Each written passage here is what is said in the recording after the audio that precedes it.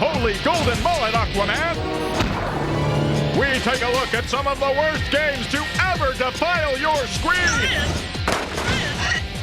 But look away. It's game time.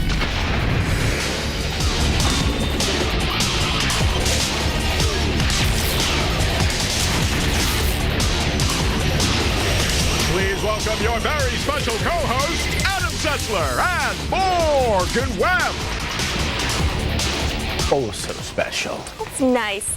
Hello and welcome to this spectacular episode of X-Play.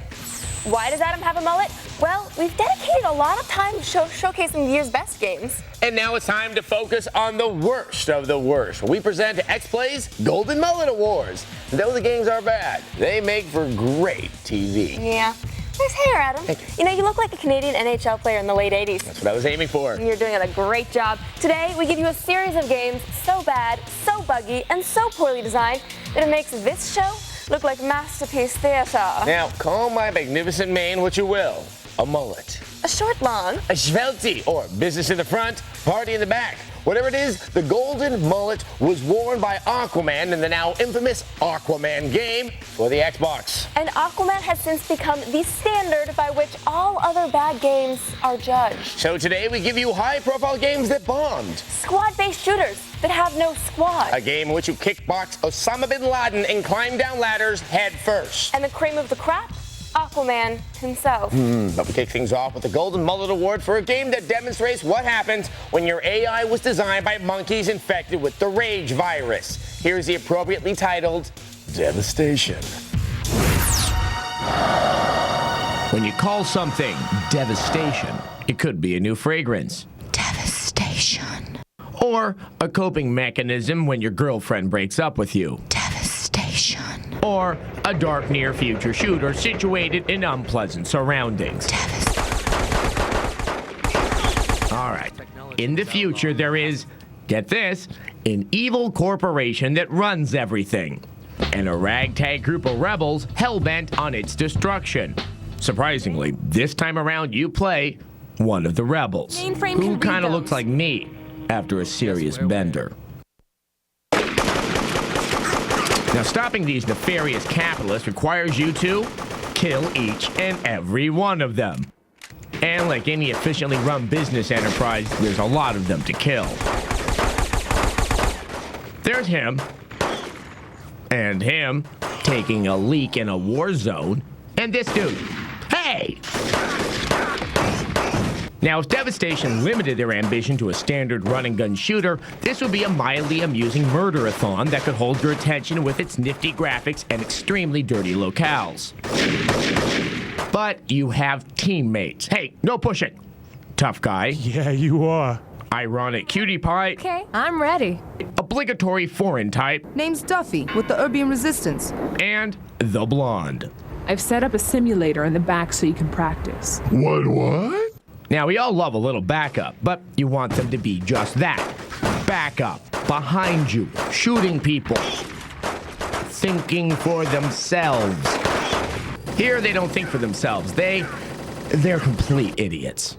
Devastation. And if they die, the mission ends. Take this, for example. You need to release a crazy runaway cable car to stop the 4 mounted machine gunners. That's how the heroes do it. Now, when you release it, your team likes to stand right in front of it. Again and again. Sometimes they run directly into the machine gun fire. So what was once a shooter has been transformed into a big escort mission. We don't like escort missions. Now, things change a little bit later in the game. Players can regenerate, and it plays like a team deathmatch as you assault and defend one another's base for their pizza. Except there's the enemy AI. This guy likes to run into my reticle. He knows how to guard a corner. And look, he's waiting for me to reload. You get the picture. I could go on, but you know, it's kind of like shooting guys only armed with 2x4s. Devastation gets a 2 out of 5. Devastation. Devastation. The AI in Devastation is so bad that your squad spends most of the time committing suicide. And you would too if you were stuck in it. Now, pardon me while I fluff my bangs. You know what? It is a good look for you. You know, if I ran into you at a monster truck rally, I would totally give you the address of my trailer home. Sweet. Yeah. Okay, now our next golden mullet goes to a game that fails on every conceivable level. And it's offensive to boot. The Golden Mullet Award for the game that just makes you feel dirty goes to Fugitive Hunter. There are many ways a game can go wrong, and Fugitive Hunter manages to find just about all of them. This is one game that will not make you proud to be an American, or a video game fan, or alive for that matter. Roger that, Sierra 5, I understand. You play as a special operative in the CIFR. The Criminal Interdiction and Fugitive Recovery Task Force. Yeah, that. Your job is to hunt down a bunch of fictional fugitives until you ultimately square off with public enemy number one, Osama bin Laden. I wish I could run away from this crappy game. Aside from hunting down dirtbags like bin Laden, Fugitive Hunter plays like every other first-person shooter. You have weapons. Your mother. Oh, plenty of weapons. I'm sorry, what was that? Oh, you want more of the RPG? Sure, here you go. The coolest weapon is the TV grenade. Peekaboo! And you've got enemies. Tons of enemies. Oh my God. And let me tell you, they simply love the flamethrower. I believe I can fly. Terrorists are supposed to be dumb, but this is ridiculous. No, of course I can't see you hiding against that dark wall in your white clothes. And hey, what's going on over here? So that's how they train terrorists. As if they don't act stupid enough while alive, enemies constantly respawn behind you. When was the last time you saw someone climb down a ladder head first? Exactly. Though you're free to gun down wave after wave of nondescript terrorists, the dastardly fugitives cannot be harmed. Instead, you have to capture them by beating them down in a ridiculous fighting minigame. Virtual Fighter 4, this is not. You may not be able to shoot the fugitives, but post-capture kicks to the head are, however, encouraged. Are we done yet? Oh no, then there's the writing. Pull up a chair and have yourself a listen to these Pulitzer Prize-worthy quips. Too slow. Oh yeah. You like that? No, not really. So, what have we got here? The gameplay's dull, the fighting minigames are hilarious, and the enemies are morons. That's it. Keep coming, boys. But that's nothing compared to how little tact was used in making this game. It constantly preys on fear and hatred, yet the final showdown with bin Laden plays out like it's a joke. If you kill me, 1,000 more will rise. All right, then we'll keep you alive. The bounty on Fugitive Hunter is minimal for a 5-4. 3, 2, 1 out of 5. You're going to be kicking your ass. Wow, that game sucks. When we come back, more of the worst as X-Play's Golden Mullet Awards continue. You know, the longer I wear this, the more I want to watch NASCAR.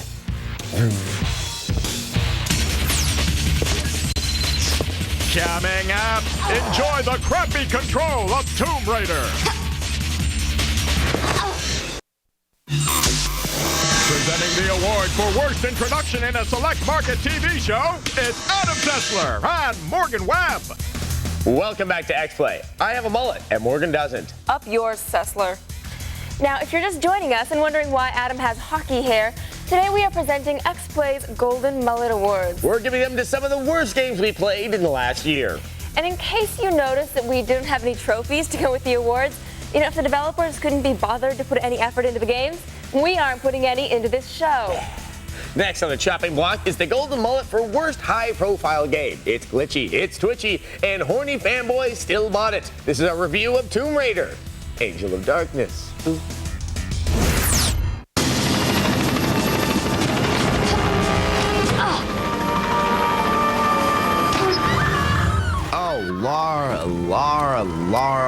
are we gonna do with you? You're one of the most popular game characters in the world, so what the hell did you do to get stuck in this lame excuse for a game? I can't remember. It's all a blur. Actually, Tomb Raider: The Angel of Darkness isn't so much a game as it is a list of partially completed ideas. Okay, so there are a few good things about this game. First, the story. It follows Laura through the back alleys of Paris as she attempts to discover who murdered her rival/mentor, Werner von Croy. Along the way, she has to thwart the plans of an ancient occult organization eager to take over the world. Say goodbye to creepy Egyptian catacombs and hello to creepy Paris prostitutes. Move along, ma chère. You make the place look crowded. And Miss Croft is looking mighty fine this time round, except for her gigantic square hands. But as soon as she starts moving, the good ends, and the pain begins. The controls vary between sluggish and outrageously twitchy. Just get over here. Ah! Who really needs cool backflip moves when lining up for a regular jump is so freaking hard? Oh wait, I forgot. You can only make that jump after you've turned on the blaring techno music. That's right. What tour of Paris would be complete without a stop in an authentic rundown disco? Now here's a place to show off those useless moves. And step. And jump. Go, Laura. It's your birthday. Uh-oh. Looks like this bad boy is raving a wee bit too hard. Hi there. Do you want to dance? This DJ's really cool, huh? Hey, I know we just met and all, but I think you're really cute. You mind if I shoot you in the head several times? Yeah, the enemies are really stupid. This guy's whole attack strategy seems to be to hide behind his shield and look dead at you. And then there's the escape mental patients who, well, just kind of wiggle at you. Oh, that guy? That's Laura's new buddy, Curtis Trent. Yeah, he's such a badass, sensitive mystic dude that he needs 2 first names. But you just know he and Laura are gonna hit it off because he's got the same enormous square hands. And he can psychically read post-it notes. Cool. Can we move this along a bit? Okay, I'm running out of time, so I'm just gonna quickly go through some of the other many reasons this game sucks. Bad cameras, random slowdown, random crashes, and a typically Parisian sense of ennui, or maybe it's just crushing boredom. We could go on, but you get the picture. X-Play gives Tomb Raider: The Angel of Darkness a 2 out of 5. You can see into her head. When you can see into Lara Croft's head, your game is bad. Considering the amount of money that went into it, it's embarrassingly bad. Now, don't go away. There will be more mullets when we come back.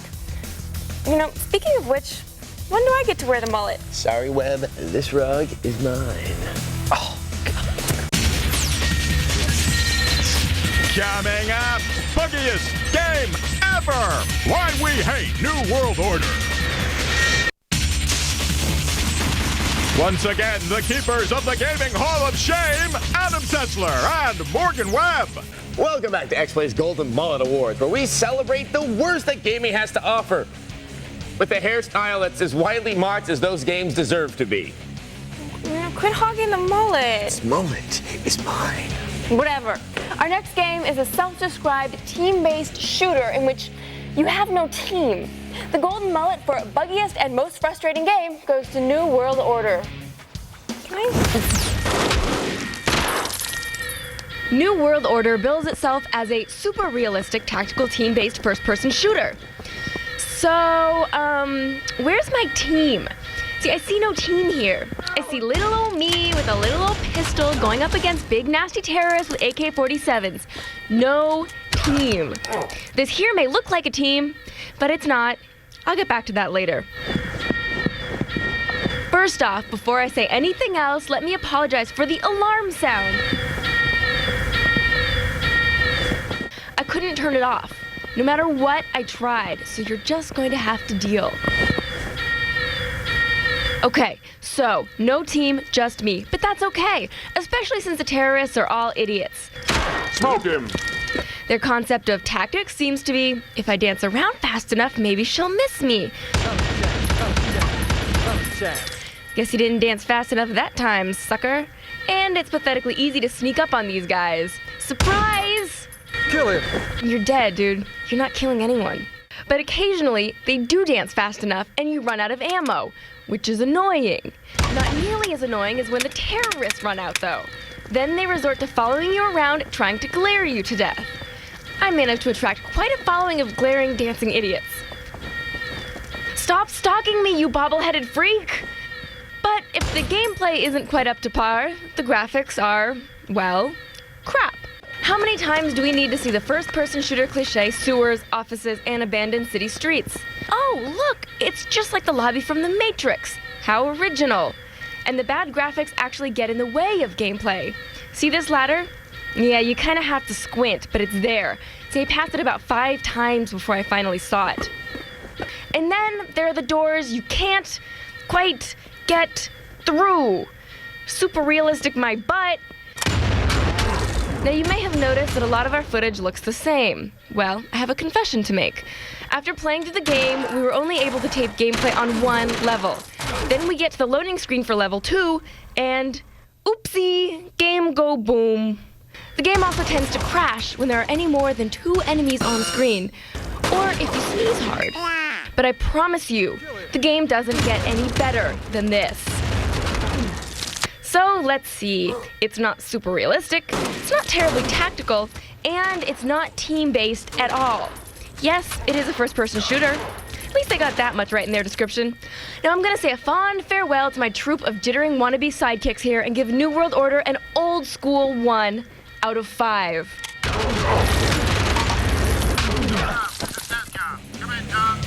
Could the game crash a little more? If ever a title has earned the feathered bi-levelness of a golden mullet, New World Order is it. And speaking of that, how come I don't get to wear a mullet? Even he has a mullet. I want a mullet. We only have one, and I happen to look better in a Tennessee top hat than you do. No short logs for you. We'll see about that. Up next, the cream of the crop, Aquaman.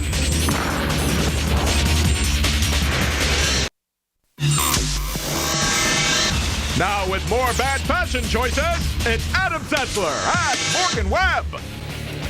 Welcome back to X-Play's Golden Mullet Awards, where we share some of the worst games of last year. Where'd you get that mullet? It's making you look like the lead singer of Loverboy. Oh, I found it. Oh, God. My hair. My beautiful hair. She stole my sweet Kentucky waterfall. I'll just ignore him. My precious. Okay, we finally come to the worst game of the show. That's right, it's time for the superhero who talks to fish. The man who inspired the Mullet Award. He's earning his rightful place in the Gaming Hall of Shame. It's Aquaman.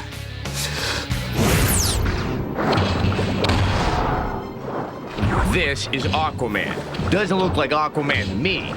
This is Aquaman. The Luke Skywalker boyishness, the tasteful scaly orange mixed with the industrial green of his gloves. This guy, he's got a blonde mullet and a claw hand. What happened? A horrible disaster at a Skynyrd concert? Now, if you think the fish man looks bad, check out the game. You swim and you fight. Swim more, then fight. That's it, and it still barely works. Reminds me of another famous superhero game, the abominable Superman 64. Looks like the Man of Steel's got a buddy. Now, we all know that Aquaman's superpower is that he can talk to fish. Look what happens when the concentric circles come out of his head in the game. Oh yeah, that's exciting. Well, I'm not gonna let some stupid game prevent me from a decent Piscean human discourse. Meet Slippy. He's my new buddy that I took around my hometown. Slippy and me became fast friends. He loved the view. Which is more than I can say for the graphics in Aquaman. The word I like to use is dull. The only effort seems to have been put into Aquaman's golden, flowing mullet. And these are what pass for cutscenes. Comic book panels without sound. But You can add your own. Arthur, you must stop him. You cannot allow this man to continue to attack Atlantis or us. He will not of that, you can be sure. Slippy and I had far better conversations. We talked about his life in the ocean and even called some family. As I said before, virtually all you do in Aquaman is fight bad guys. Sometimes to deactivate bombs, and other times to rescue these Tom of Finland rejects. You'd expect then that the combat might be half decent at least. This is the highlight. The controls are mushy, and some combos require an absurd amount of memorization. Not that it matters. Just hit some buttons, move on, hit some buttons. Speaking of fun, Slippy and I were having a blast until we went to the wrong part of town. After that, he started to act surly. I think he had too much water. No. Aquaman is one of the worst games to come out this year. It has just enough elements to qualify as a game and no more. There is not one interesting aspect of this title to even warrant a rental. Aquaman, the fight for Atlantis, sleeps with the fishes. A 1 out of 5. Oh, and Slippy, well, he made some comment about my hair. I made a comment about deep fat fries and big appetites. Amazing. Such a bad game could make for such a great day. Poor Slippy. Thanks for watching the Mullet Awards. If you'd like to learn more about any of the crummy titles we reviewed today, visit our website. TechTV.com/xplay. Ta-ta.